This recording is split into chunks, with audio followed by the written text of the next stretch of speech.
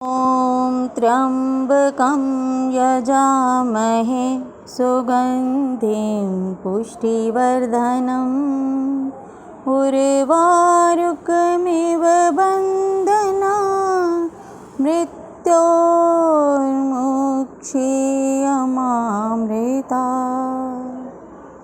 हर हर महादेव।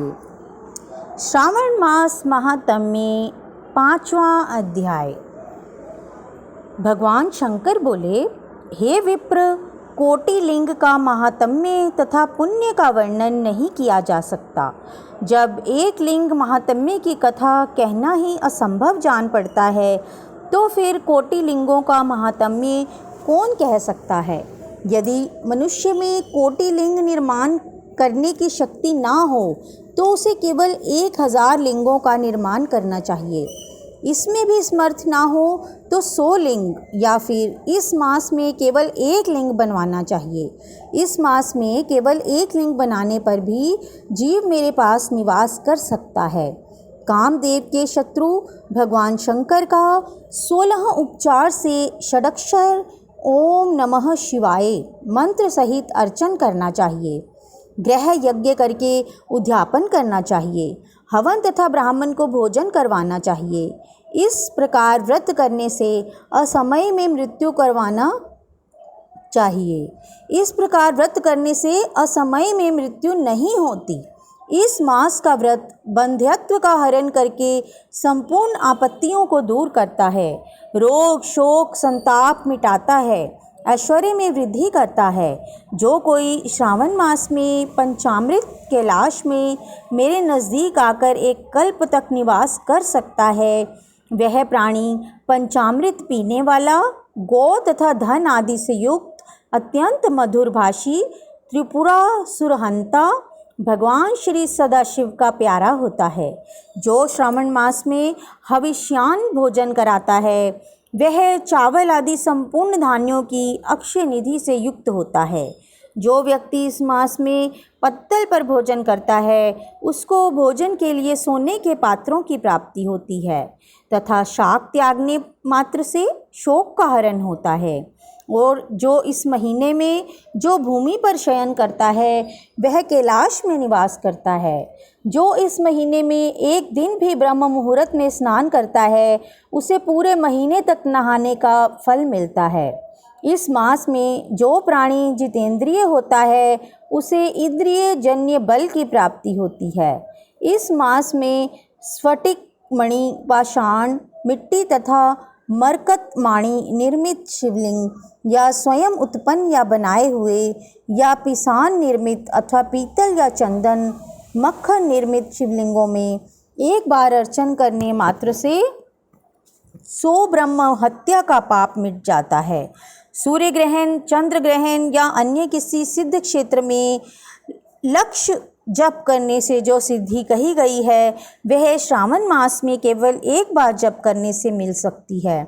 किसी दूसरे समय में किए गए नमस्कार तथा प्रदक्षिणा से जो 1000 बार का फल मिलता है, वह फल इस महीने में केवल एक बार के नमस्कार करने तथा प्रदक्षिणा करने से मिल जाता है। यह महीना मुझे अत्यधिक प्यारा है। इस महीने में वेद पारायण करने पर सब वेद मंत्रों की अच्छी तरह सिद्धि हो सकती है। जो इस मास में श्रद्धा से स्वाध्याय करता है अथवा पुरुष सूक्त के आलस्य त्याग कर 100 पाठ करता है, उसको ब्रह्म हत्या आदि अनेक पापों से छुटकारा मिल जाता है। इसमें रत्ती भर भी संशय नहीं है। हे सनत कुमार, यह गुरु शैया पर पान करने का उत्तम प्रायश्चित है और इसके तुल्य पाप नाशक, पवित्र, पुण्य फलदायक अन्य साधन नहीं है। मनुष्य को चाहिए कि इस महीने में बिना पुरुष सूक्त पाठ के एक दिन भी ना बिताए। जो कोई इसकी अर्थवाद मात्र कहता है, वह अवश्य में नरक को जाता है। प्राणी को समिधा, चरु, तिल और घी से ग्रह यज्ञ करना चाहिए। धूप, गंध, पुष्प, नैवेद्य आदि के द्वारा अर्चन करना चाहिए। भगवान सदाशिव के रूपों का यथोचित ध्यान करके अपनी सामर्थ्य के अनुसार कोटि होम, लक्ष होम और अयुत हवन करें। तिलों का व्याहृति मंत्रों द्वारा हवन करना चाहिए। इसी को ग्रह यज्ञ का नाम दिया गया है। हे सनत कुमार, अब मैं वार व्रत कहूँगा, ध्यान पूर्वक सुनो। इस संबंध में इस पुरातन इतिहास कहता हूँ। रमणीक प्रतिष्ठानपुर में सुकर्मा नामक एक दरिद्र ब्राह्मण रहता था। वह भिक्षा पर ही अपना गुजारा चलाता था। एक दिन वह एक गृहस्थ के घर में भिक्षा के लिए गया। वहाँ कुछ स्त्रियां आपस में मिलकर रविवार का व्रत कर रही थीं। उस ब्राह्मण को देखकर उन स्त्रियों ने पूजन सामग्री को शीघ्रतापूर्वक ढक दिया। उधर ब्राह्मण को अर्चन विधि जानने की लालसा थी। उसने उन स्त्रियों से कहा, आप सबने इस व्रत को क्यों ढक दिया है? आप सब साध्वी हैं, कृपा करके मुझसे इस व्रत की विधि कहिए। समदृष्टि रखने वाले सज्जनों का तो उपकार ही स्वार्थ है, क्योंकि परोपकार जैसा दूसरा धर्म तीनों लोकों में नहीं है। मैं दरिद्रावस्था के कारण अत्यंत दुखी हूँ, अतः इस उत्तम व्रत का विधान तथा फल मुझे बताएं, मैं इस व्रत को करूँगा।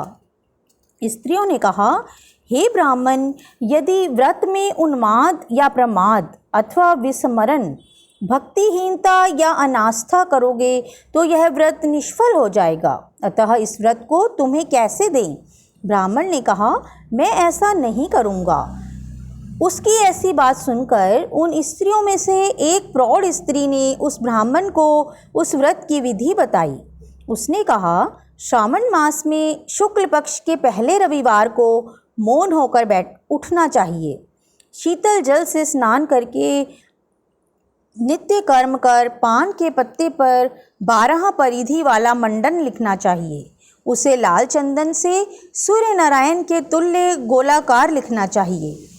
उन मंडल में संज्ञा नाम वाली स्त्री सहित सूर्य का लाल चंदन द्वारा पूजन करना चाहिए। घुटने जोड़कर जमीन पर बैठकर सूर्य के 12 मंडलों पर अलग अलग लाल चंदन से युक्त लावा तथा जपा पुष्प द्वारा अर्घ्य श्रद्धा भक्ति से सूर्य नारायण को देना चाहिए। अर्घ्य को रक्ताक्षत, जपा पुष्प और उपचारों द्वारा युक्त करें। नारिकेल बीज और खांड शर्करा से युक्त सूर्य के मंत्र पढ़कर नैवेद्य देना चाहिए। सूर्य के 12 मंत्रों द्वारा स्तवन करना चाहिए। 12 बार नमस्कार करना चाहिए। 12 बार प्रदक्षिणा करनी चाहिए। फिर 6 सूतों को एक में मिलाकर उसमें 6 ग्रंथियां लगानी चाहिए। उस सूत्र को भगवान श्री सूर्य नारायण का अर्पण करके उसे अपने कंठ में बांध लेना चाहिए। 12 फल से संयुक्त दान वामन ब्राह्मणों को देना चाहिए। कुपात्र को इस व्रत की विधि नहीं बतानी चाहिए। हे विप्र, इस प्रकार व्रत करने से निर्धन धनवान हो जाता है, निसंतान पुत्रवान हो जाता है, कोड़ी का कोड़ मिट जाता है, बंदी खाने में पड़ा हुआ बंदी खाने से छुटकारा प्राप्त कर लेता है, रोगी का रोग मिट जाता है। हे विप्र, अधिक क्या कहूँ, प्राणी जिस वस्तु की इच्छा करता है वह उसको इस व्रत के प्रभाव से प्राप्त हो जाती है। इस विधि से यदि श्रावण मास में 4 रविवार हों तो 4 व्रत करें, यदि 5 रविवार हों तो 5 व्रत करें। व्रत के पूर्ण फल की प्राप्ति के लिए उद्यापन करें। हे विप्र, इस प्रकार व्रत करने से कार्य सिद्धि होती है।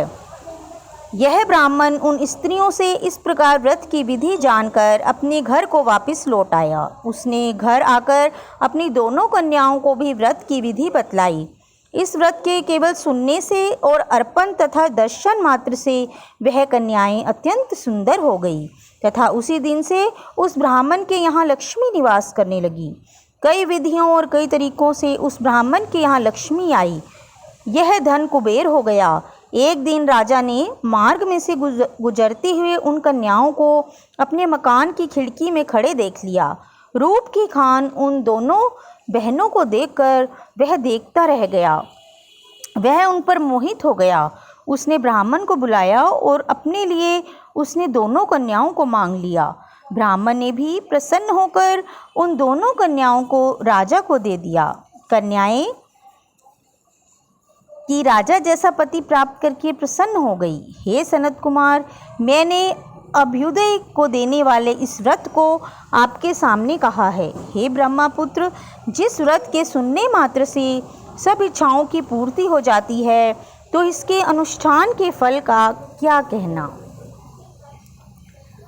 तो बोलिए श्री शिव शंकर भोलेनाथ और माता पार्वती की जय हो। इसी तरह यहीं पर श्रावण मास महात्म्य के 5वें अध्याय का समापन हुआ। धन्यवाद।